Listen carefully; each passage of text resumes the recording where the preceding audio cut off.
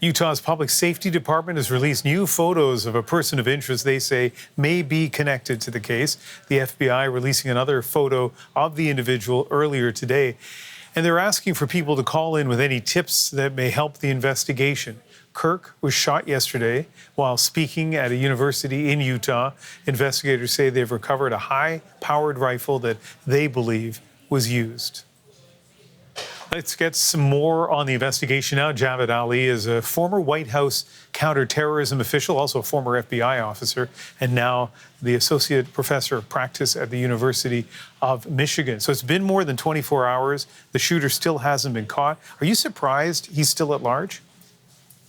Well, nice to be with you this evening, and I'm not surprised that he's still on the loose.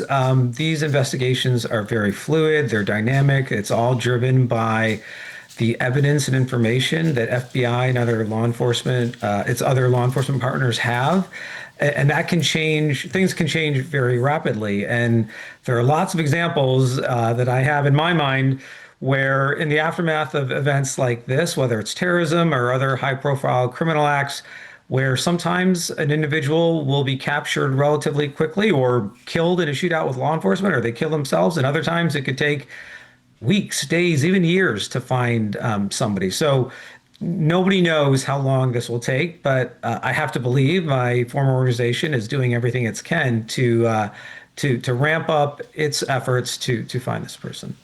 Yeah, on the one hand, when I look at the pictures from campus security that authorities believe may be the shooter, and when I think that they found what they believe is the rifle, they may have been watching phone signals to trace his movements, whether it was his own phone, which I think would be unlikely, or a burner phone. It feels to me like investigators are getting some pretty significant pieces of information, and it allows them to try to connect the dots here. What do you think as you see those pictures and hear, for example, about the recovery of the rifle? Well, the recovery of the rifle is probably one of the most important pieces of evidence that's been collected. There might be other ones that haven't been released to the public yet, but seeing how deliberate and methodical this attack was, and the fact the shooter was able to get off a single shot at a considerable distance of over 150 yards and tragically hit Charlie Kirk in a very precise part of his body. So on the one hand, very well thought out and executed, using perhaps that term. Yet at the same time, this person ran away, as the video has now showed, dropped the weapon, which is a huge error on their part, and also may have left other forensic evidence or other clues. So on the one hand, it seems like it was well planned. On the other hand, it seems like it was very sloppy. So it's not clear what that means about the identity of this individual, but the shot itself was very proficient, and that's one of the things that I find so striking about what's happened these past 24 hours.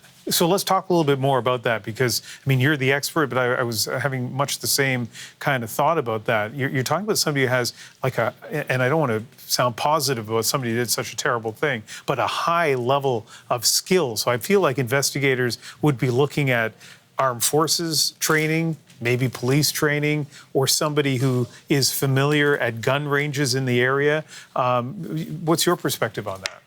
That is a possibility, but it could just be someone who had legally acquired this weapon and perhaps other weapons, and then just on their own trained how to shoot at these long distances. And that is not illegal at all by any stretch. And he probably didn't reveal his true intent along the way. So, but to get a shot off like that in the firing position the shooter was in, sort of shooting down on the venue where Charlie Kirk was, that was probably some combination of proficiency and skill and then luck. Because if it had happened 10 other times, who knows? The bullet may not have struck someone like Charlie Kirk or whoever he was aiming at. And this was also not a mass shooting. There was only one shot fired, and then again the video shows the person got up and ran away. So there was never, doesn't appear to be an effort at a mass casualty event, but only targeting Charlie Kirk. And had the first bullet missed, would they have tried to get off more rounds. And that's what happened last year, if your viewers remember, with Thomas Crooks and the shots he fired against President Trump. And he fired 7 rounds, I believe, which struck multiple people and killed one and injured President Trump. We don't know if that was the plan to get more shots off had the first one not actually hit Charlie Kirk. One last thing, and you were talking about, the other cases that you've been reviewing in your mind as you think about this one. But again, going back to that picture that the officials released from what appears to be university surveillance cameras, the combination of what you see of that person's face, sunglasses, but still you see the face, the shirt that he was wearing, and the $100,000 reward. I feel like some cases have been solved when somebody, that combination of things motivates somebody to step forward. I mean, maybe, again, I'm qualifying a lot of my answers here because we're just dealing with so much uncertainty. And going back to another example, if your viewers remember the Boston Marathon bombing here in the United States on April 15th, 2013. Now, that was not a shooting. That was a improvised explosive device attack by 2 brothers who were inspired by Al-Qaeda and other jihadist ideologies, but they carried off that attack at the Boston Marathon. And then it took 3+ days to find them initially into a 4th and perhaps 5th day. And by the 3rd day, the first images of both the brothers, Dzhokhar and Tamerlan Tsarnaev, were released.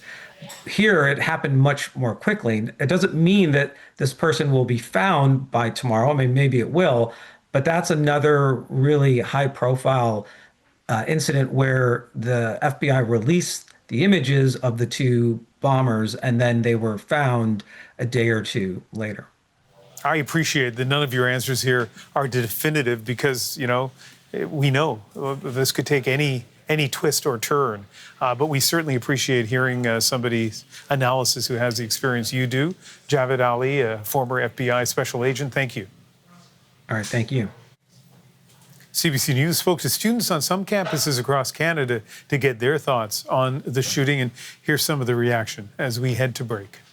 Wasn't a major supporter of Charlie Kirk, but just like from a humanitarian standpoint, just very devastating to see what happened. I think, especially being on a school campus as well, you want it to be kind of a safe environment, and unfortunately, in this case, it wasn't for him. I feel really bad for his kids that were there. I feel really bad for his wife, and obviously no one deserves to be murdered, but there is a lot to be said about the hateful messages that he was spreading and how that was resonating in the wrong ways with a lot of people there.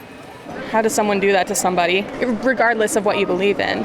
How do you just shoot somebody, and then in a university setting as well, so there's other people around? Personally, I don't believe what he believed in personally, but still, he has a lot of people he's going to leave behind. He was standing up for his rights, right? He was standing up for freedom of speech, right? He had free will, he had free speech.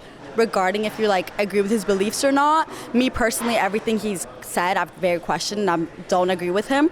But seeing the way he died in front of thousands of people, he has kids, he has a wife, and he had a family to go back home to. I think the way he was killed was very cruel.